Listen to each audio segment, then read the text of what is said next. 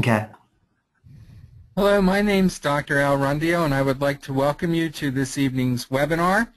This is part of a grant that the International Nurses Society on Addictions is in collaboration with the American Academy of Addiction Psychiatry. This will be the first of 4 webinars that we will be doing in 2015. The grant period extends for 3 years. So we will be doing 4 webinars per year for a total of 12 webinars.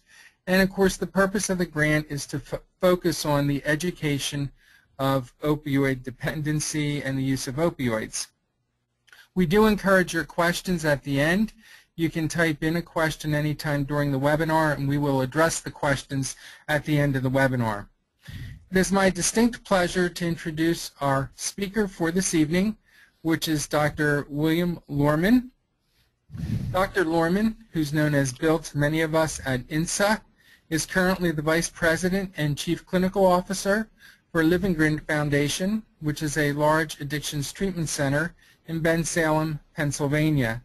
He has a wealth of experience and background. He's a psychiatric mental health nurse practitioner, and this past December he graduated with his Juris Doctorate. It gives me great pleasure to introduce Dr. Lorman, who will speak to us this evening on pain management and addiction. Okay, thank you very much, Al.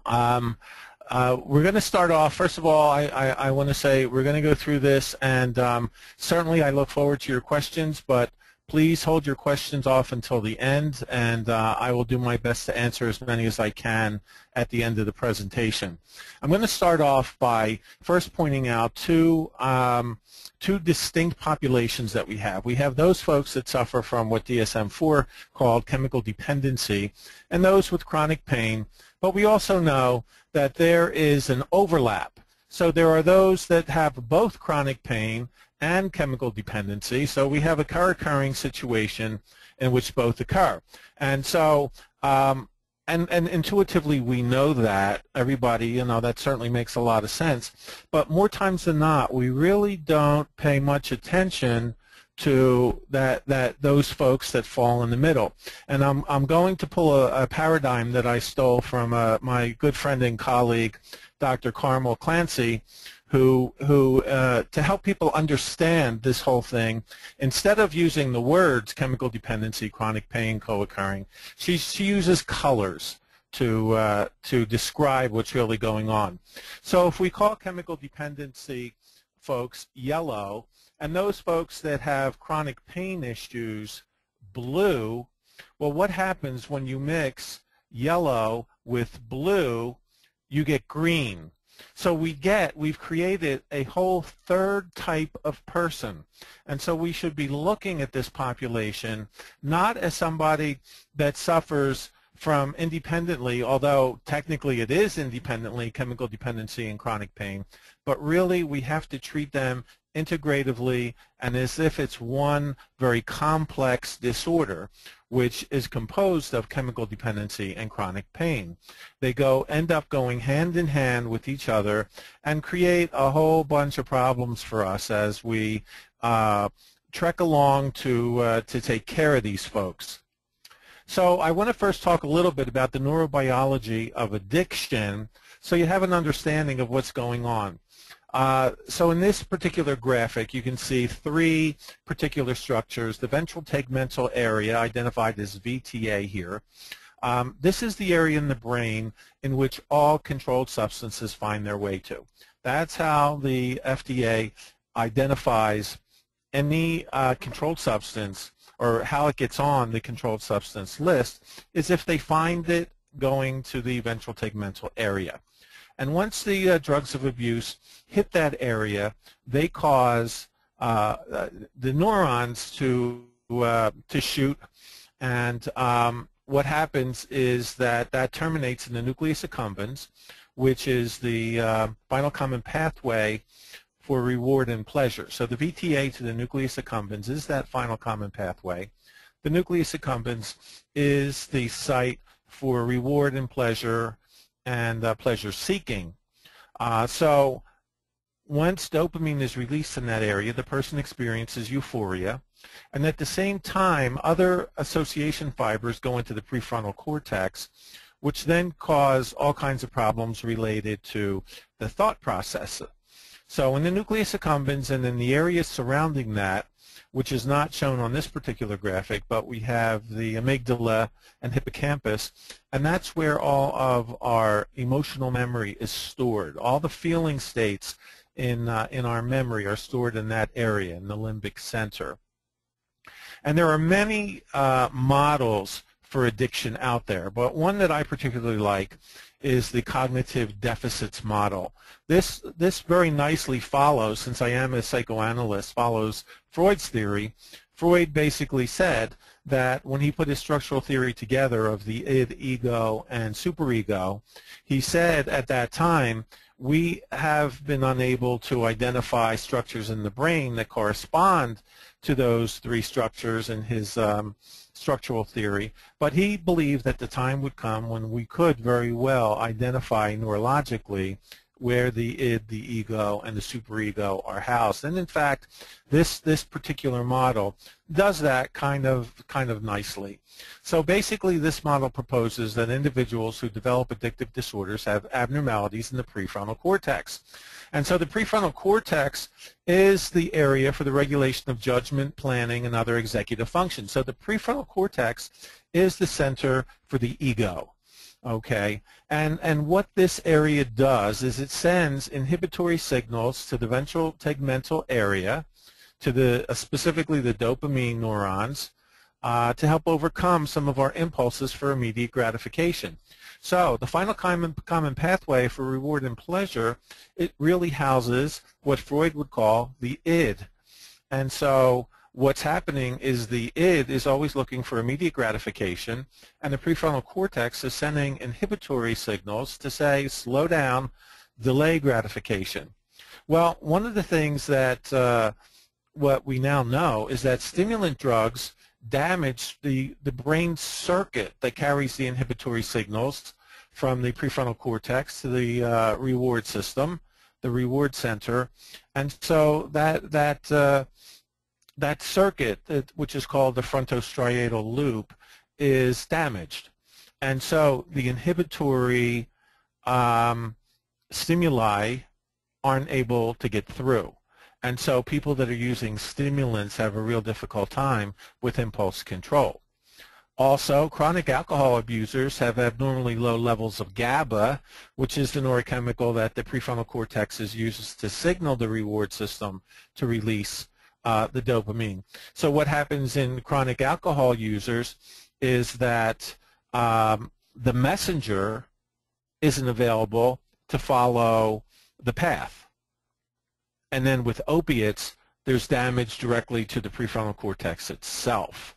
And so as a result, in the end, when we have drug misuse, alcohol misuse, we have impulse discontrol. And so this is referred to as the cognitive deficits model for addiction. Now, in addiction, we have, and there's a number of ways that we can look at it, but this is a well-known model here, the 5 C's: continued use despite adverse consequences, chronicity of use, loss of control, so there's the impulse discontrol, compulsiveness, and then cravings. And I want to talk a little bit about the compulsive nature of addiction. Initially, as I said, we have an impulsivity, and a lot of folks don't really know the difference between impulsivity and compulsivity, and a lot of them use that terminology interchangeably.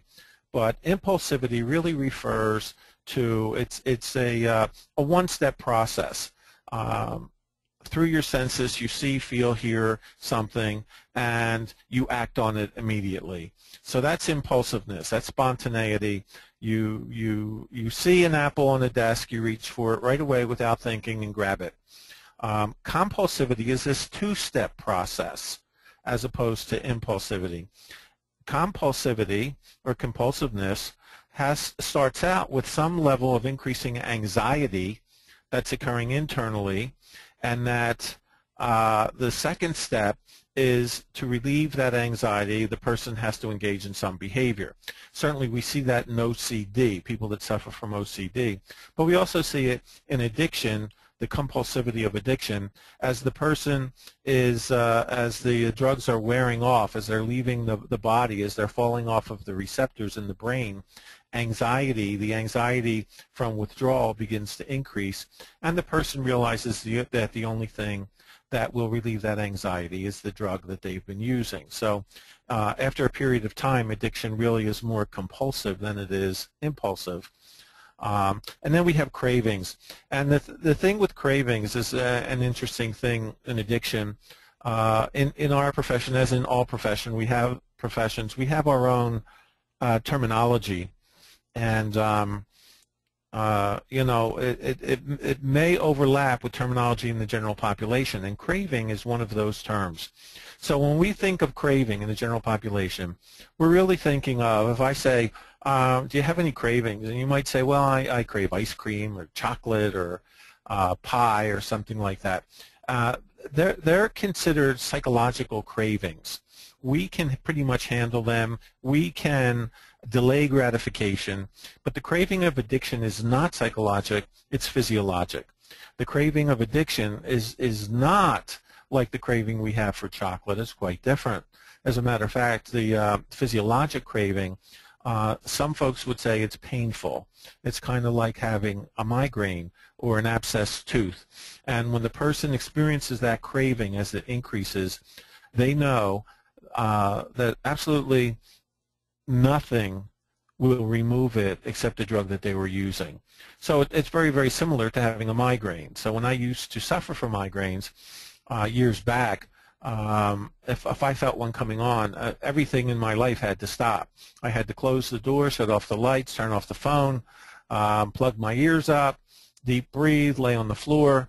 You know, everything stopped until that migraine went away. So it's the same thing with the cravings from addiction. It's a physiologic process.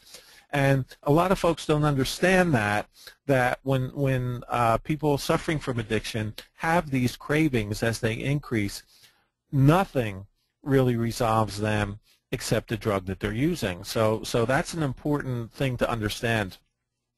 I call this slide my myth breaker slide. Addictions affect 25 million Americans. 75% of addicts are in the workforce. That is the myth breaker for when I talk to people on the street about addiction. They'll tell me, I'll say, what does an addict look like? And they'll say, well, homeless, jobless, you know, kind of just moving along with a bottle in a paper bag, and you know, that type of thing. But that is not the picture of the addicted person in America. 75% are in the workforce. Only 9% of Americans who need treatment actually do receive it. New medications help control craving. Relapse is a normal part of the disease. The relapse in addiction is very, very similar to other chronic diseases like hypertension, diabetes, COPD. The only difference between the chronic medical diseases and addiction is addiction manifests itself more in inappropriate and bad behaviors. So we don't see people who relapse and their blood sugar goes up, or I should say their blood pressure goes up because they stop taking their medication. We don't see them running around stealing and being violent and all that type of thing, as we sometimes see with addicted populations. And the last point is that treatment can work, and certainly that's what keeps all of us in the business, because we truly believe that treatment can work. We just got to figure out what works for the individual. A colleague of mine sent this to me several years ago. As you can see, it was in the paper in 2004. Melissa Williamson, 35, a Bullitt Avenue resident, worries about the effect on her unborn child from the sound of jackhammers. So she's very concerned about the noise that is going to affect the fetus, but notice she has a cigarette in her hand. That's not a concern. And this pretty much demonstrates society today. Pregnant women believe that if they control their smoking, it's not going to be a problem. Beginning in, I would say, 1985 through 2005, we saw pretty much a decrease in fetal alcohol syndrome. And then after 2005, it began to turn around, and we're beginning to see an increase. Over the last 10 years, maybe the last 7 years, it's turned around, and we're seeing an increase in that, mainly because pregnant women think that if they control their alcohol use, they will be fine. It won't affect the fetus. And they also believe if they control their cocaine use and their opiate use, that it won't affect the fetus. And in fact, that's not true. And we have replicated studies that have demonstrated that. Now, the transition to addiction, taking drugs, begins as a voluntary choice to seek a pleasant stimulus. But for addicted populations, that choice is no longer volitional, even in the face of terrible personal consequences. And now, hopefully, you understand that since cravings themselves are physiologic in addiction and not psychologic, that it no longer really is a choice. People just don't understand and think that addiction is a choice. Now, everybody will agree that the very first time the potential addicted person has the choice to experiment, to try the drug, that everybody pretty much agrees with that. But once the person has developed the addiction, once the brain has changed, and it's no longer volitional. And we really need to understand that, especially in working with addicted people who have pain syndromes, that the use of opiates is no longer volitional, and we've got to figure out how we're going to deal with that. Okay, so if dependence develops, drug procurement often dominates the individual's life and often leads to criminal behavior. And you certainly all know that if you're working in addictions, what opiate use can do and the progression that occurs with that. Withdrawal generally starts from 2 to 6 hours of last use, and that really depends on the half-life of the opiate that they're using. And the abrupt withdrawal of short-acting opiates causes prompt and severe withdrawal symptoms.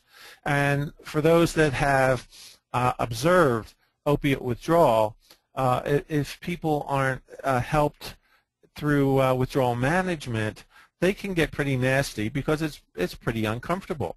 And in fact, when people who have opiate addictions are hospitalized and the addiction is ignored, these folks go through withdrawal, and they're pretty nasty and pretty difficult to deal with unless we really understand what's going on with them.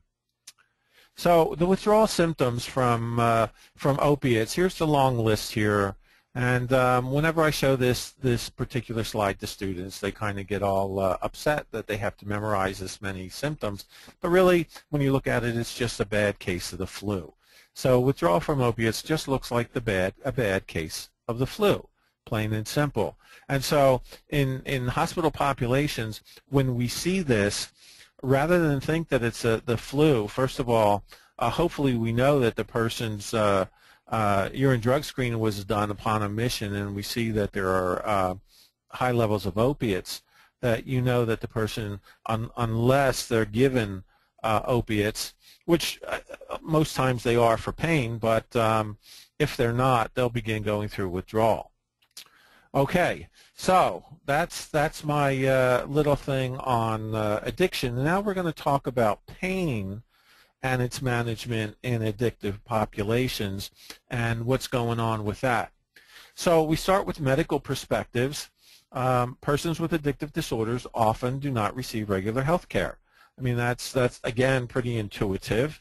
And so medical care for acute and chronic conditions can be fragmented and inefficient in this population. They miss opportunities to receive preventative health care. And in addition to the direct effects of intoxication, overdose, and withdrawal, abused substances affect every body system. So, and especially today, when these folks end up in the hospital, there's generally a lot going on. They may come in the hospital intoxicated. They may be in overdose. They may be going through withdrawal. But if they're coming in from, say, a motor vehicle accident or for other organ systems failure, you have a real mess on your hands with these folks and have to figure out how to deal with them. Remember, I'll take you back to the circles and the overlap. We're treating green here. We're not treating blue and yellow. We're treating green, and that's what you have to remember. So some of the rules for pain management, we have the 4 A's of assessment. And the first one, the first A is analgesic. We want to know if we're giving an opiate to relieve pain, is that in fact what it's doing? That's what we want to know.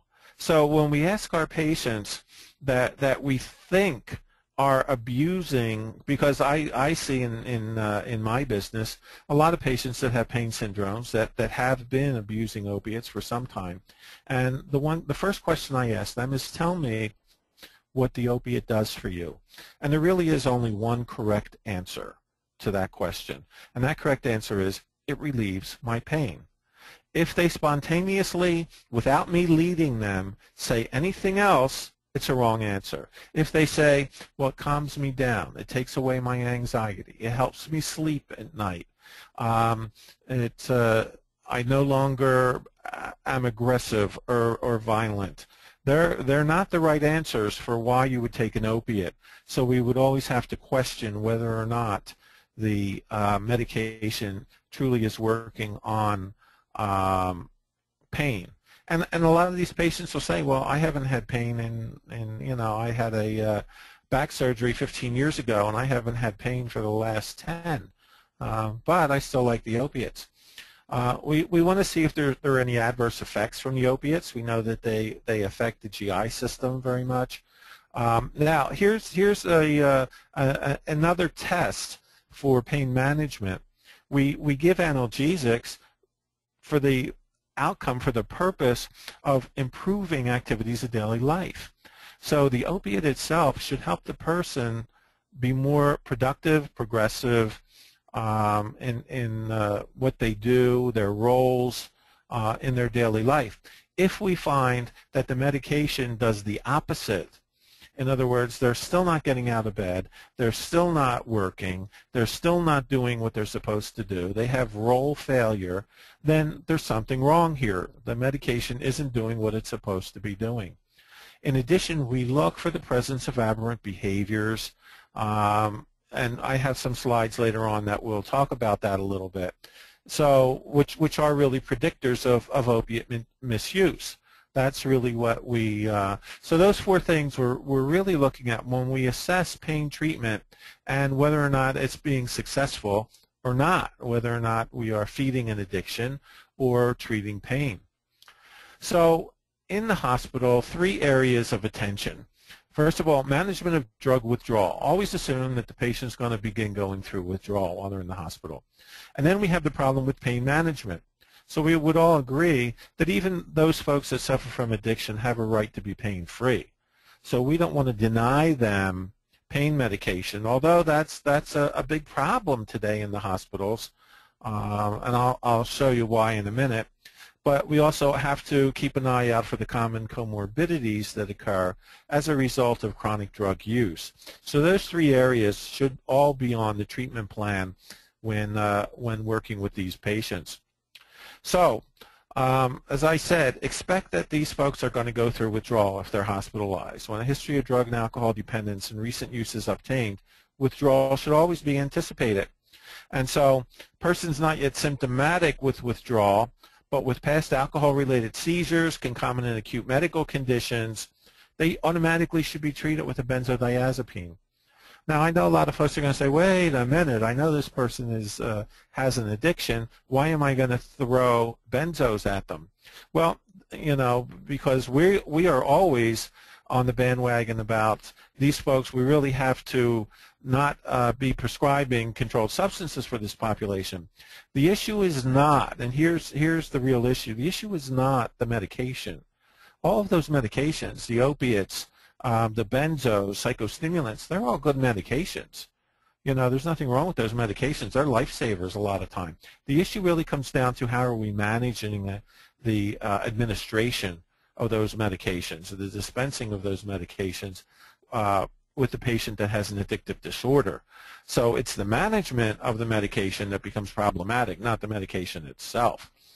So these folks are in the hospital. They may be going through withdrawal, but because they're in the hospital and they're being worked on by medical folks, they would rather see that those symptoms are symptoms of infection or heart disease or neurologic conditions, but we should treat for withdrawal primarily while investigations to identify other disorders continue.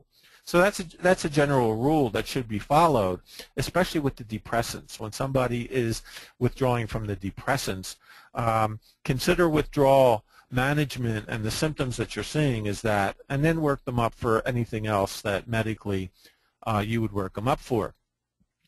So pain management becomes an issue with these folks.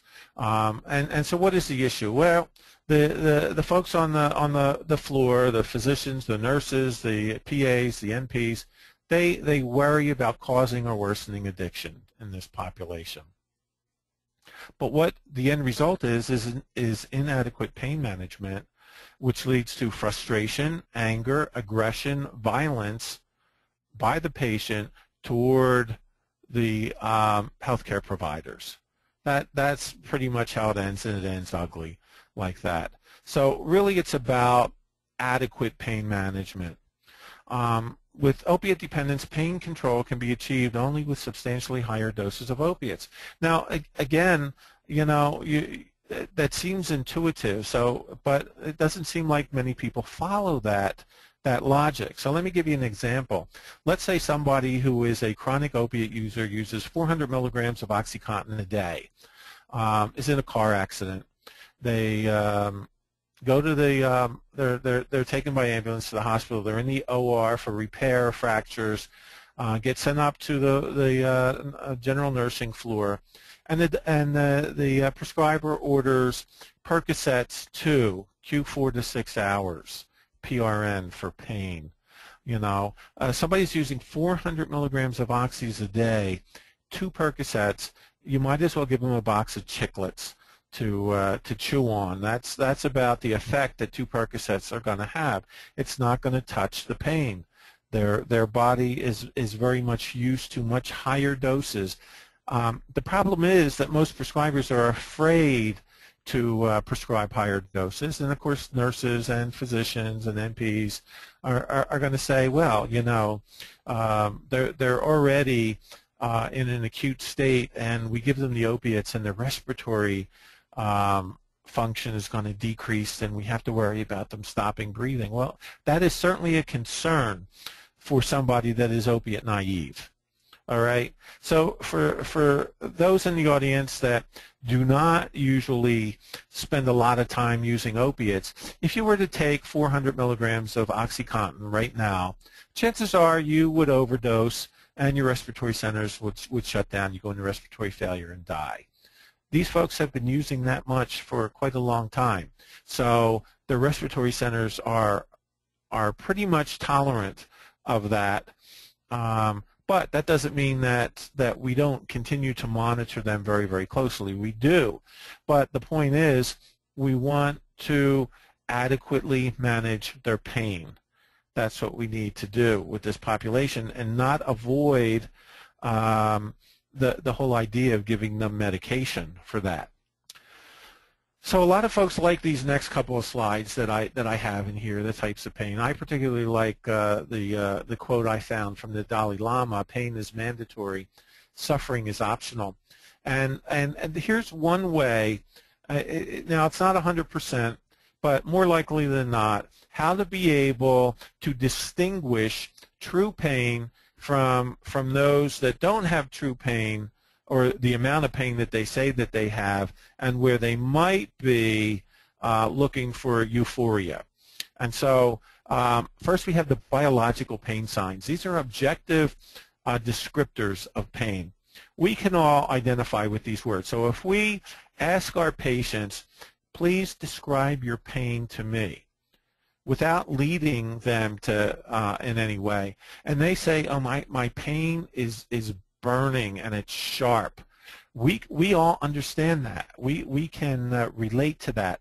If I say I have this aching pain in my side, you know exactly what that would feel like. We've all experienced all of these. This is just a couple of descriptors here, but that's what chances are if the person spontaneously refers to their pain by describing these biological pain signals, then chances are a very good chance that they are in fact describing true pain. However, if they utilize the psychological pain signals, if they use these terms, you ask, please describe your pain, and they say, oh, it's awful, it's agonizing. We really don't know. We really can't relate to those words. I know what awful means to me, but I don't really know what it means to the patient that's telling me that. So these are the psychological pain signals, and this is just a handful of the descriptors for that. Now, if they're using these terms, chances are they're not experiencing the level of pain that they are telling you they're experiencing. And so here, more likely than not, we may be dealing with addictive forces here. Not necessarily all the time. But the other important thing is, A, that you don't lead the patient. So you wouldn't say to this patient, is your pain really awful? And then the patient says, yeah, oh, it's really awful. And then you write down, this person really isn't in pain. Well, you just led them into saying that. So you got to be real careful about how you interact with the patient and the words that you use in getting them to describe their pain. That is an important thing. So now I have a case study. So after saying all of that, I'm going to give you a case study which is going to kind of disagree with a lot of what I've already said. So let's go through this, and you really have to be paying attention. Okay, so Alex is a 44-year-old man having difficulty with pain medications. All right, that's what we have. He has AIDS. He's on medication for that. His CD4 count is 325. Viral load is less than 50. So that's pretty good. But he also has Hep C with documented viremia and mild elevation of liver enzymes there. And as far as his pain problem, he has avascular necrosis of the left hip for several years, requiring opiate analgesics. Okay, so there's the setup right there with our patient. Okay, so initially he's treated with Percocet up to 8 tablets a day. He switched to MS-Contin due to the concern over the Tylenol exposure from the Percocets, and he is eventually stabilized on MS-Contin 30 twice daily and Dilaudid 2 to 4 milligrams every 4 hours for breakthrough pain. So there are the opiates that he's using. He status post total hip replacement 6 months ago. So we're in the present right now. 6 months ago, he had a total hip replacement. And after hospital discharge, he was given a script for Percocet by the orthopedist. All right, so that's where he is right now. Okay, so now he's taking 8 Percocets a day. His primary provider has tried unsuccessfully to discontinue the Percocets. All right, so right away, the prescriber may be thinking, I'm wondering if I'm not dealing with an addicted person here. He no longer has hip pain, but now that's an important thing when we're doing an assessment. Are they really having pain? So it's already been determined that he doesn't have hip pain, but he's still taking the Percocets. However, he complains of irritability, malaise, insomnia, generalized body pain, abdominal cramping, diarrhea, sweats, chills when he doesn't take them. So now, unless the person that is prescribing really understands what's going on, they may say, well, this is just histrionics here. This person's just carrying on and just asking inappropriately for these pain medications. But we know that what this patient's going through when he tries to stop the Percocet, he's going through withdrawal. So these are all the signs of withdrawal that he's going through. So he's taking his pain medication not for pain, but to stop the withdrawal, to manage his own withdrawal. So the patient and his primary provider are now concerned that he has developed an addiction to pain medication. Now that in and of itself is a problem coming to that conclusion, and I'll talk about that in a sec. Alex is concerned that he's having difficulty getting off the pain medication, but he denies craving for the pain medication.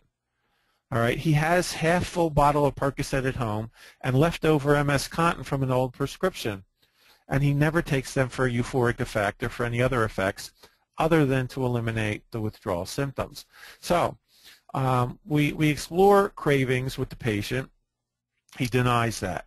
He has a pretty significant inventory at home. Generally, if we're dealing with an active addiction, they generally don't have that kind of medication, saved in a safe place at home. Now, as far as taking it for the euphoric effect, if you ask them, if you ask the patient, again, don't lead the patient. Don't say, do you get high when you take this medication? They're going to answer no. So if the question that we ask is, tell me what the medication does for you.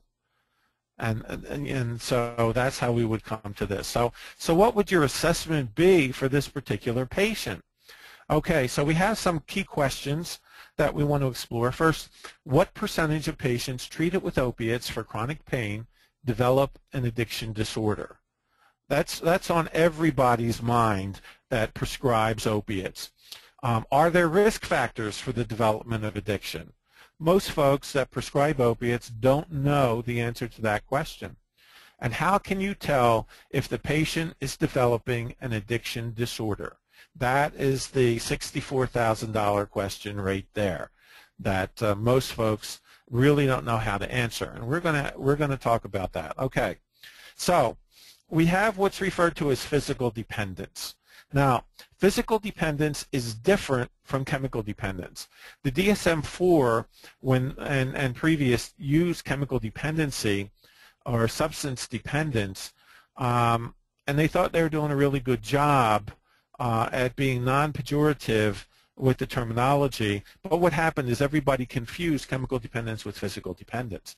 Chemical dependence is pathology. Physical dependence is not. Physical dependence occurs naturally, and here's what happens. Whenever a person is taking any controlled substance, no matter what it is, if they're taking it for a month or more, regularly, daily, and they stop cold turkey, they'll go through withdrawal. That is a sign of physical dependence. All right, they go through withdrawal. It is a predictable drug effect. It is not pathology. So when somebody is prescribed, and we see this often in the elderly when they fall, trip, or anything, and they hurt themselves, and the doc prescribes Percocets and say, take this for a couple weeks, a month or so. Take a Percocet every 6 to 8 hours. Well, at the end of the month, when they run out of medication, they begin going through withdrawal, and they then believe that they're addicted. And really they're not. They've become physically dependent on the medication. They're not addicted. They're not running around, stealing, looting, and going into bad neighborhoods at nighttime to cop drugs. So really this is a predictable effect of the drug and cessation of the drug. So understand that. Understand what physical dependence is and how it's different from chemical dependence. Okay, so we have malignant versus non-malignant pain. So concerns about addiction are usually irrelevant in palliative care at the end of life. We would all agree with that. Even severely addicted people, if they're end-stage cancer, have a terminal disease, give them pain relief. That is the primary objective. Doesn't make any difference. So we don't worry one way or the other with that population, and hopefully folks that do work with that population understand that and will freely prescribe the medications that the patient needs to be free of pain. But fear of addiction contributes to unnecessary pain and suffering even at the end of life. Excuse me. The fear of regulatory scrutiny inhibits appropriate prescribing by physicians even at the end of life. They have this fear that the DEA is going to come after them. On the other hand, opiate analgesic therapy for chronic non-malignant pain should involve a careful assessment of benefits and risks, including addiction. So this is where the problem lies, not with malignant pain, but treatment of non-malignant pain. And so that's basically where management of opiate prescribing really needs to be looked at. So what percentage of patients, back to our questions, treated with opioids for chronic pain develop addiction? Pain specialists have reported that addiction is a rare occurrence among the chronic pain patients. So they'll say that. But the literature will say that the published rates of addiction in chronic pain populations is between 3 and 18%. A lot of folks working in psych, or in addiction, I should say, will use the halfway point and say around 12% as the rate of addiction in chronic pain populations. Around 12% is iatrogenically caused. So we really have to be very, very careful and be able to manage pain management a lot better in this population. So what is the addiction risk? So there are known risk factors for abuse. There are good predictors. So the literature will point to some of them, obviously. Past cocaine use, history of alcohol or cannabis use, a lifetime history of substance use disorder. If the patients come to you in pain, having pain syndrome, and you know that they have a past history of addiction, it doesn't mean that we don't prescribe the necessary medications for them. It means we have to do a better job monitoring them. And one of the things that I suggest to folks is give somebody that's responsible the prescription to get it filled and dole out the medication as needed. Another trick is to prescribe only a couple days for the patient, have them keep coming back to the office. I know it's a pain in the neck, but it's good management. Family history of substance abuse is another predictor. Today we believe in the genetic propensity for addiction, and so if family members have it and the patient denies having it, either he may be lying or he's minimizing, or he really doesn't have the addiction yet but could develop it. So again, take precautions. Doesn't mean that you don't prescribe if necessary, but take precautions in management. A history of legal problems and drug and alcohol abuse. Heavy tobacco use has also been correlated with as a predictor of substance use, and then also a history of severe depression and anxiety. And many patients with opiate addiction report that their addiction resulted from prescribed opioid analgesics. So the literature shows up to 25% in some surveys that they really didn't get hooked until they were prescribed opiates for an inordinate amount of time or at increased dosages. So we still need to have studies done on this to really cement in what we know about that, and we're still dealing a lot with a lot of ambiguities. So other risk factors for addiction, certainly co-occurring psychiatric disorders. That for the primary care practitioner dealing with pain management. If you're seeing psychiatric disorders, then maybe you should consider having a psychiatric assessment done, a drug and alcohol assessment done. Use of short-acting opiates, which are more reinforcing than the longer-acting opiates, have to be real careful. Now, to the addicted person, there is no such thing as a long-acting opiate today. The only one out there is methadone. So all the other ones, they have ingenious ways of either crushing them or making extended release medications immediate release. So have to be real careful with that. Now, the signs of addiction in pain management patients, in pain patients, we have the classic aberrant behaviors. We have the patient calling saying my script was lost or it was stolen. We see escalating doses, early renewals, obtaining medication that should be from other sources. Generally, the patient won't admit to that if they really have an addiction, but if we should find out, we certainly have to explore that. Use of pain medications for their psychic effects. As I said, there's only one clear answer for what the analgesic does for you. It should relieve their pain. It shouldn't be doing any of these other things as a primary reason. Unwillingness to try non-opiate medications and deterioration in function. Remember I said if the medication for pain is supposed to be working, they should be getting better, not getting worse. We have what's referred to as pseudo-addiction, behaviors that resemble addiction that occur when pain is undertreated. So these are the clock watchers in the hospital. They often get labeled as drug seekers, and they may not be. So here's the perfect example of the patient that's using 400 milligrams of oxys a day, comes into the hospital, and is prescribed 5 or 10 milligrams of Percocets, Q4. Not going to do anything for them. So they're the ones that are going to be on the call bell and demanding more medication. These are the ones that are going to get aggressive, they're going to get abusive, they're going to get nasty. We look for hoarding of medications, unsanctioned escalation in doses. We've got to be careful with that. I'll talk about that in a minute. So let's go back to Alex here. In order to treat the opiate withdrawal, Alex received a long-acting opioid which slowly tapered off over the course of several weeks.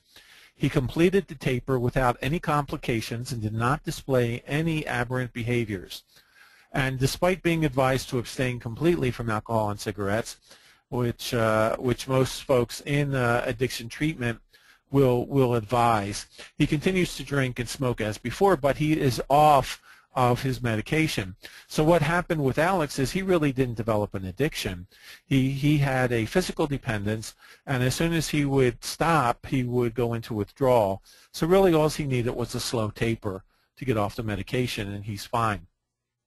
So these folks with chronic pain, we see them as a result of trauma, as a result of medical illness, and so they do come in with addictive disorders, and we do have to treat them, and we have to provide good treatment. So we give them medication. And the other thing that we have as a result of this is a condition called hyperalgesia, which basically the brain becomes very, very sensitive to pain when there's a chronic use of any opiates for whatever reason. So what happens, without getting into the neurotransmitters and all that, is that the brain becomes very, very sensitive to pain because the opiates prevent the pain stimuli to get through. So that when the opiates in the brain begin to dissolve away, we still have substance P, which tells the brain that there's pain someplace. So even a mild hit of the side of the arm on a door jamb will cause significant pain for these patients, and we will sit back and say, my God, this person is histrionic, going for the Academy Award or whatever, when really they are experiencing that pain. So again, we ask them, please describe the pain to me that you are experiencing. And they should use the biologic pain descriptors.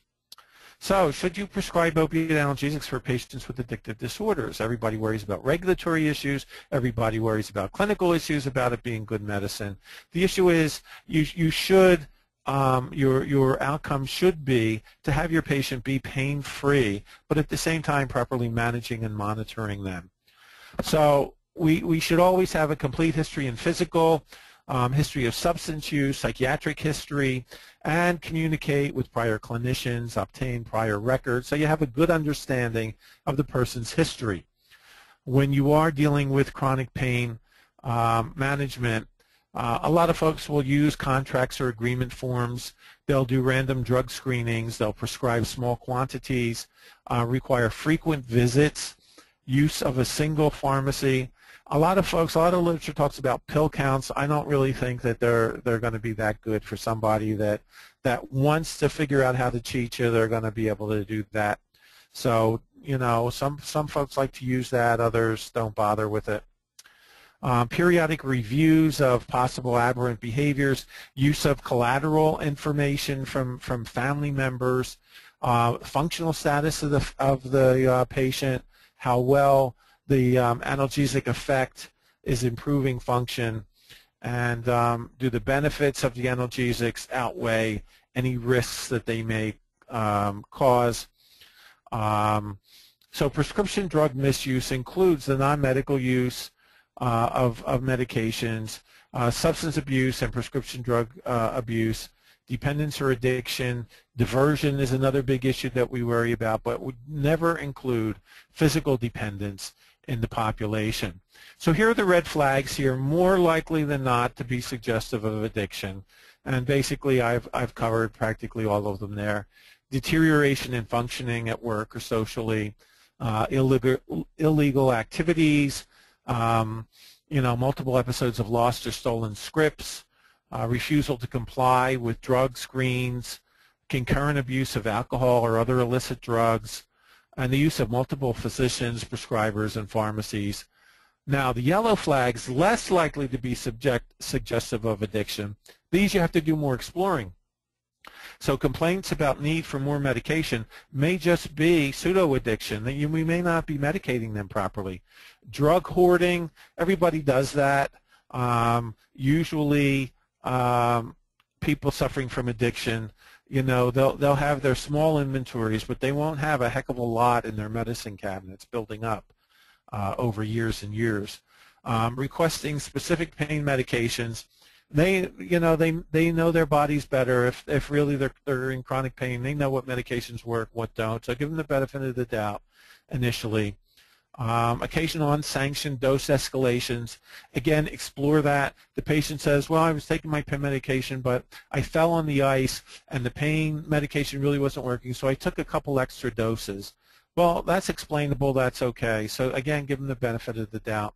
Non-adherence to other recommendations for pain therapy. So if they're not using ice or heat or PT or any of those other things, that doesn't automatically mean that you're dealing with addiction. This just pretty much shows the increase in the use of drugs. I really don't want to spend any time on that. So when do you stop medicating with opiates? Well, the patient's not improving, or they may have an opiate-resistant pain. Some patients experience improvement in function and pain control when chronic opiates are stopped. They may have developed an addiction and they need substance abuse treatment. But be clear that you will continue to work on pain management with the patient using non-opiate therapy if for some reason they're unable to stop abusing the medication. And if you do need to taper slowly to prevent opioid withdrawal. You always want to do that. So the summary are just the things that I've already discussed with you. A couple websites on here where you can get more information on addiction and treatment of pain.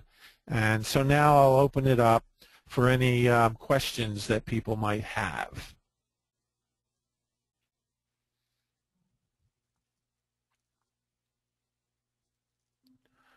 And it looks like that Again, Dr. you can type your questions. Right. Yeah, I was just going to tell everyone that they can type their questions into the message center in the chat box, and then Dr. Lorman will respond to your question. Okay.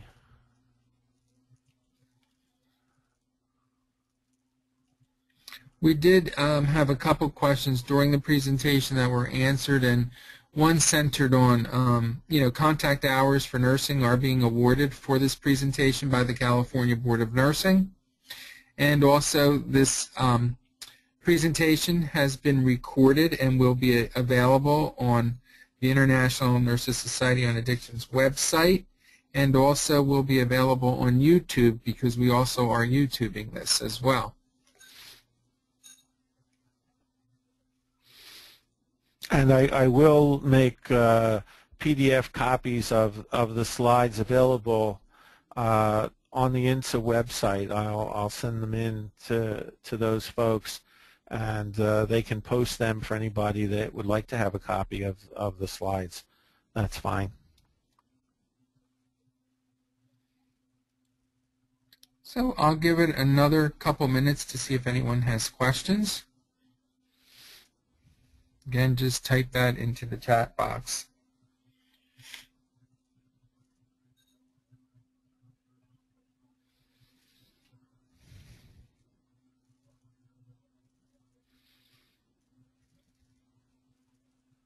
And also, while we're waiting for questions, I also want to say that hopefully, as you can see, Addictions crosses all practice settings. And our organization is a wonderful organization to join as a member, where we provide a lot of information. It's a great group of individuals working on addictions, and we would hope that you would consider joining our organization as well.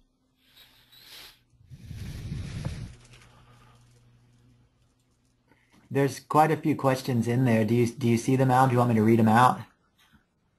Let me see. Maybe I'm missing them. I'm only seeing 3 questions. Yeah. There's more here. You may. I'll read the first one here. It says, "Will there ever be a pharma cogenetic test which will identify high-risk persons to become addictive to opiates at birth?" Well, that's an excellent question. We know, in studying the genome, they've identified specific genes that are affected in opiate addiction. So that's the good news. The bad news is it's different in different people. And some people it may be 1 or 2 genes, and other people it may be 3 or 4, and it's even different in families. So we really don't have enough information, but based on the information they do have, I'd be willing to bet that in the future they will have a test for that. Of course, the concern with ACLU and privacy rights and all of that kind of stuff is what would we do with that information if we knew it ahead of time, and so a lot of folks are really worried about that down the line. I can tell you that when they were developing the cocaine vaccine a number of years ago, there was a push in at least one state, maybe several, that the cocaine vaccine should be given to infants along with all the other vaccines that they get and all that. And the ACLU got in and said, absolutely not. We would take that to the Supreme Court. And their rationale was that the individual has a right to make the decision to be an addict or not. And so giving them such a vaccine would prevent that decision on their part. So it seems kind of crazy, but we really worry about what that kind of information, what people would do with that kind of information. Robert, do you have any other questions? Yeah, there's a few more here. I'm just going from the first ones down. So the next one was, "I have used for many years, since 1991, 2 to 4 C's to make the diagnosis of addiction. Do you think you need the whole 5 C's or less than 5 to make the diagnosis of substance use disorders?" Well, in the DSM-5, you only need to have 2 criteria out of 11. So familiarize yourself with DSM-5 criteria. You only need 2. So, that's how it's working now. And so we're using, now we're seeing all of the disorders on a continuum of severity. So with only 2 or 3, we're talking about mild. And then if you have a few more, it's moderate. And if you have even more, it's severe. But they're still all substance use disorders. Okay. How come criminal behavior vanishes with methadone or, I don't know how to pronounce this, sorry, I can't even, I don't have my glasses on. Treatment, yeah. This could just be the result of it. Could this just be the result of the stigma? Sorry about that. I can't. Right. It's really statistically crime goes down, and mainly that's because the whole purpose of methadone is to extinguish cravings. It's cravings that cause ultimately criminal behavior. When the person doesn't have the money or the resources to get the drugs, then they steal, rob, and maim people in order to get that. So if methadone is extinguishing the cravings, then the criminal activity is no longer there. DSM has always said that we cannot assign what used to be called antisocial personality, now it's called dissocial personality in DSM-5, in the addicted person that's engaged in criminal activity in order to find, use, or recover from the drugs. We're not allowed to call that dissocial personality because that is part of the whole process of addiction. So methadone will decrease the cravings, so that decreases the crime, and that's what happens statistically. Okay. How do you treat chronic pain in the setting of MMT? Well, what is suggested with methadone maintenance? If somebody also has chronic pain, then the guideline says you should multi-dose the methadone rather than once a day. So there's better pain control when you divide the methadone over 2 or 3 doses a day. So if somebody is getting, say, 90 milligrams in a day, and they have significant pain syndrome, then the guideline would say try giving either 45 milligrams twice a day or 30 milligrams 3 times a day, and that should do a much better job at managing the pain. And because the methadone has excuse me, has such a long half-life, will also extinguish the cravings. Okay. Where can we get a pocket copy of proper assessment questions to assess pain? Oh boy. I would suggest starting with the SAMHSA website. They have a lot of good information on pain management in the addicted person, and you can pretty much do a web search on pain assessment tools. I know there's a whole bunch out there that you can use, but you know, a specific provider or location I don't have. Okay. What to do if someone has pain while at detox? Well, if they're being managed properly, if they're given buprenorphine and it is steadily being tapered, or methadone, some detoxes will use methadone, some will use buprenorphine, then that should manage their pain at least initially.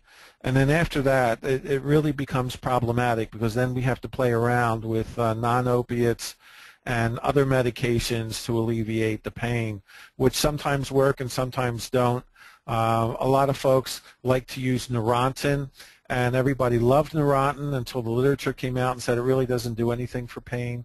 But we still use it, and whether it's placebo effect or not, we find that a lot of patients say that is successful. Sometimes we'll use the tricyclic antidepressants, which act as smooth muscle relaxers, and other medications that the skeletal muscle relaxers will also use and work with that. Okay.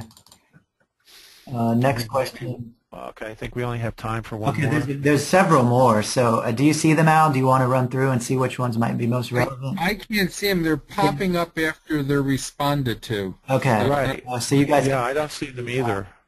Let me see. Well, I'm not going to try and figure out. How about now? No. Go ahead. You can Okay. go ahead and There's read them. several, I mean, so I'll just keep going then. I lost my spot now. Hang on one sec. Sorry.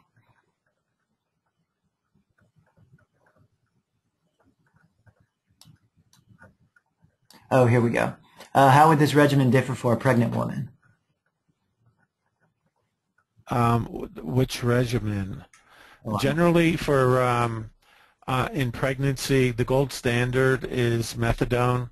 So use methadone multi-dosed for pain management and addiction. That is the gold standard. A lot of folks are using or switching to buprenorphine.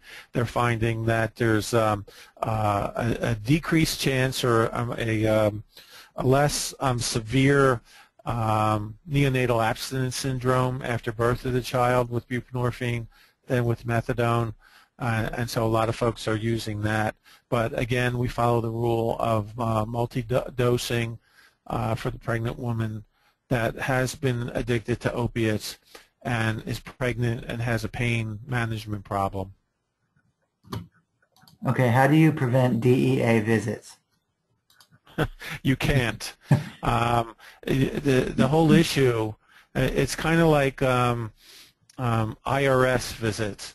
As long as your documentation is good and you're practicing good medicine, that's really what it's about.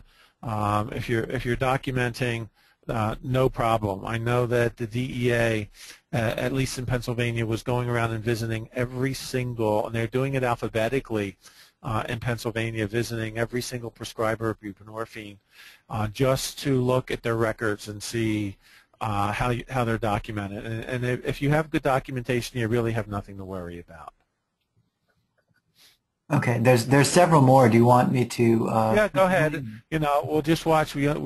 People are slowly Yeah. falling off, but go ahead. You can keep going. As a nurse, how do you recommend advocating for patients who we feel may be under-medicated, but whom doctors have labeled, quote, med-seeking or addicted? That's just education. I do my best to get out and talk in hospitals and private practices to educate prescribers on this. That's really what it comes down to, and getting them to understand we react to the addicted person limbically. That means emotionally rather than cognitively. We see the behaviors, we don't like the behaviors, and so deep down, whether we consciously or unconsciously do it, we really penalize the person, we punish them by withholding medication. So really it's an education thing, and you got to do it more than once. Okay.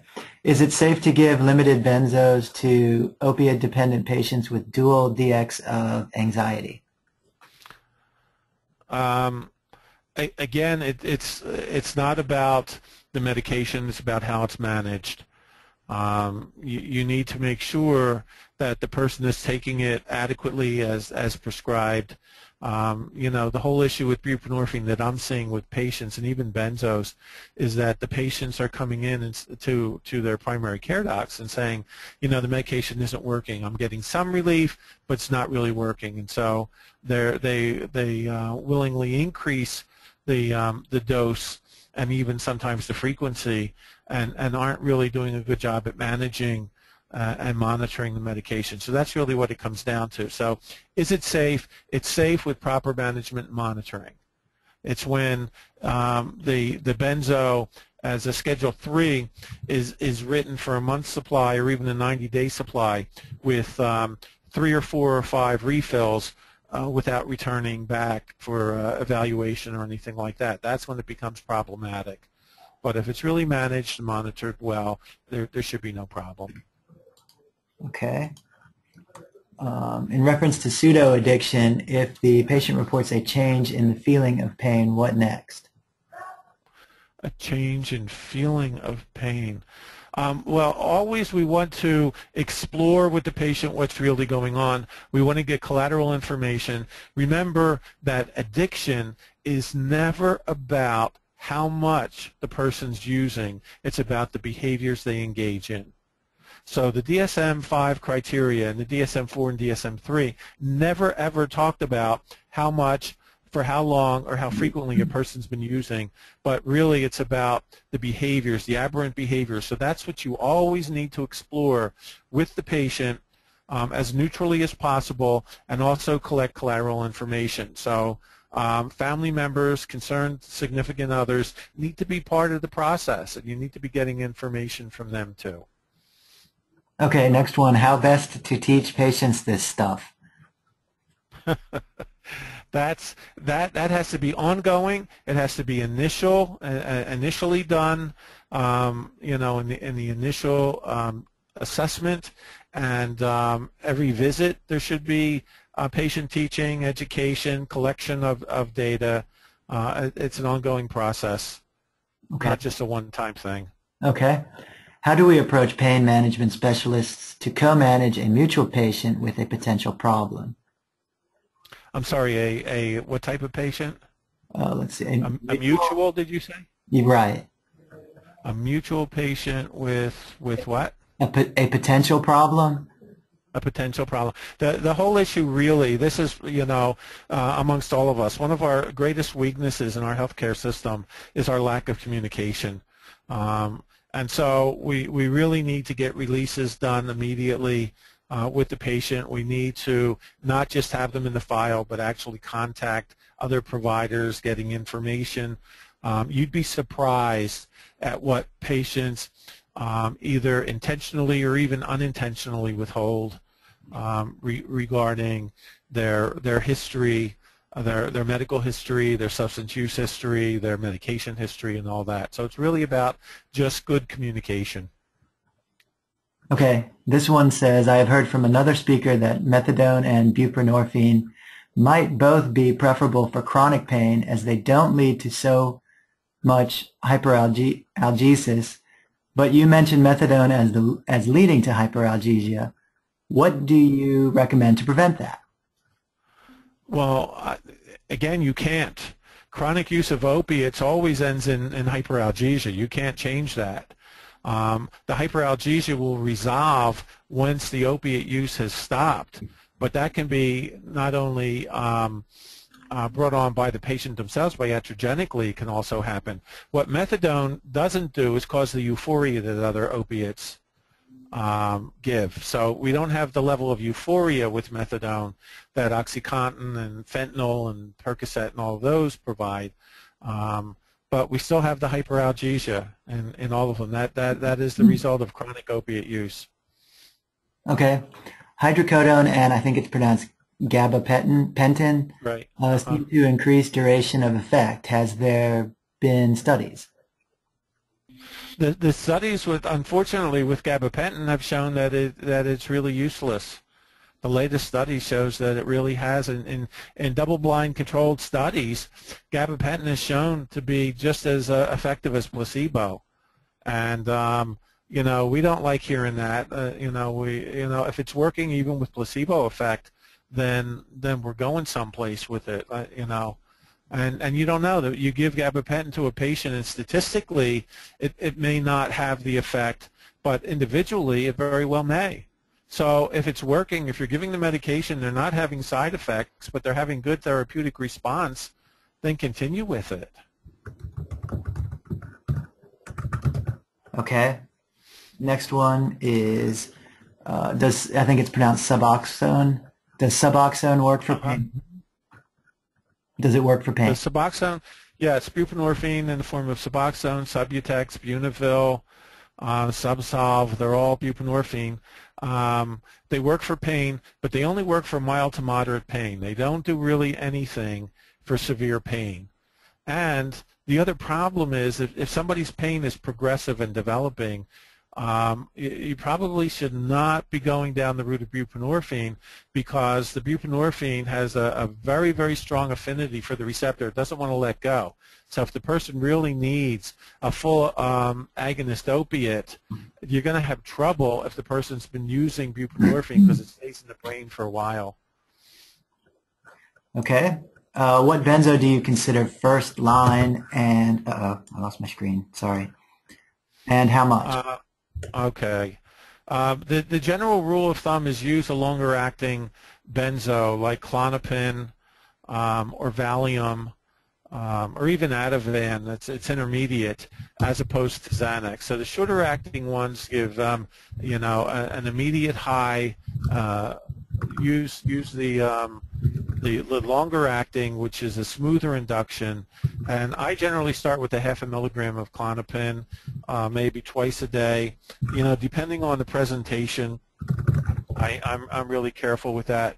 You can also use Xanax XR if that's still available. I know that had the same half-life as Klonopin, but I don't see it really used anymore. I would stay with Klonopin, as I get better results with that than I do anything else. Okay. What behavioral therapy have you used to assist in treatment of co-occurring patients in the patient setting? Well, I'm a psychoanalyst. I'm a Freudian psychoanalyst, so I use psychoanalysis and psychoanalytic psychotherapy with my patients in that. But there is a lot of folks that use CBT and even DBT out there, and some of the other modalities too. It's really about, in the end, it's really about your therapeutic alliance with the patient. That's really what works. Okay, I count about 12 or 13 more or so. So you want me to? I can do one more, I think. Okay, all right. Yeah. All right, how often should we perform urine drug screening, random or scheduled? It should be random, definitely random. If they know when they're going to have it done, you know, they're using a short-acting drugs of abuse. It'll be out of their system in 72 hours as a general rule. So if it's scheduled, you know, you're going to run into problems. It should be random. It really depends. You know, some places do it once a week. Some places do it once a month randomly. You got to figure out based on really a good rule of thumb is look at the support system that the patient has. If the patient has a very, very strong support system, responsible people that take responsibility for monitoring the patient, then you can do it less frequently. But if you don't have that, you need to do it more frequently. Okay, there's more questions. Right. Someone asked if they could email you. I think what I can also You know, do. one of the things you can do, Robert, if you could send me the rest of the questions, Yeah. I'll be happy to answer them, and you can post them online Okay, that's what I'll do. on the webinar. I mean, on our website. Yeah, okay, that's what we'll do. So everyone who hasn't answered them, I think I got them here. If you had a question that wasn't asked or you need a further answer on, you can email me at insa@insa.org, and I'll be happy to pass it on to Dr. Lorman and have him answer them for you. Again, Dr. Lorman, we would like to sincerely thank you. It's been an excellent presentation, obviously generated a great number of questions. We thank you all for being here, and we look forward to having you back as we do future webinars. Thank you again. Good night, everyone.